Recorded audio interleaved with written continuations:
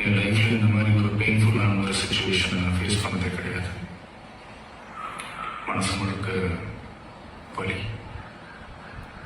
வலி மட்டும்தான். இந்த சுற்றுப்பயணத்தில் என்ன மக்கள் பார்க்க வராங்க. அதுக்கு ஒரே ஒரு காரணம் தான், அவங்க என் மேலே வச்சிருக்கிற அன்பும் பாசம். அந்த அன்புக்கும் பாசத்துக்கும் நான் எப்பவும் கடமைப்பட்டிருக்கிறேன். அதனால தான் இந்த சுற்றுப்பயணத்தில் மற்ற எல்லா விஷயங்களையும் தாண்டி மக்களோட சேஃப்டி, அதில் எந்த காம்ப்ரமைஸும் பண்ணிடக்கூடாதுன்றதுக்காக தான் அது என் மனசில் ரொம்ப ஆழமாக இருக்கும் அந்த எண்ணம்.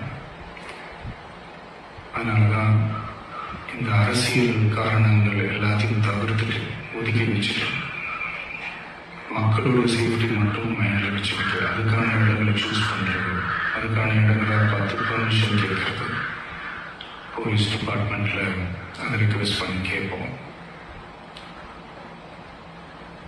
ஆனால்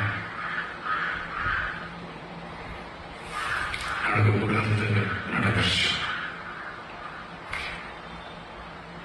அந்த மனுஷன் தானே அந்த நேரத்தில் அத்தனை பேர் பாதிக்கப்பட்டு இருக்கும்போது எப்படி அந்த ஊரை விட்டுட்டு என்னால் கிளம்பி வர முடியும்? நான் திரும்ப அங்கே போகணும்னு இருந்துச்சுன்னா அது ஒரு காரணம் காட்டி அங்கே வேற சில பதட்டமான சுச்சுவேஷன்ஸ், வேற சில சம்பாவிதங்கள் அந்த மாதிரி எதுவும் நடந்துடக்கூடாதுன்றதுக்காக தான் நான் அவாய்ட் பண்ணேன். இந்த நேரத்தில் சொந்தங்களை இழந்து தவிக்கிற அத்தனை குடும்பங்களுக்கும் என்னுடைய ஆழ்ந்த இடங்களை தெரிவிச்சுக்கிறேன். எனக்கு தெரியும், என்ன சொன்னாலும் இது ஈடாகாதுன்னு எனக்கு தெரியும். ஹாஸ்பிட்டலில் ட்ரீட் பண்ணிட்டு இருக்கிற எல்லாருமே சீக்கிரமாக கியூர் ஆகி வரணுன்றதை இந்த நேரத்தில் நான் வேண்டிக்கிறேன். கூடிய சீக்கிரமே உங்கள் எல்லாரையும் நான் சந்திக்கிறேன். இந்த நேரத்தில்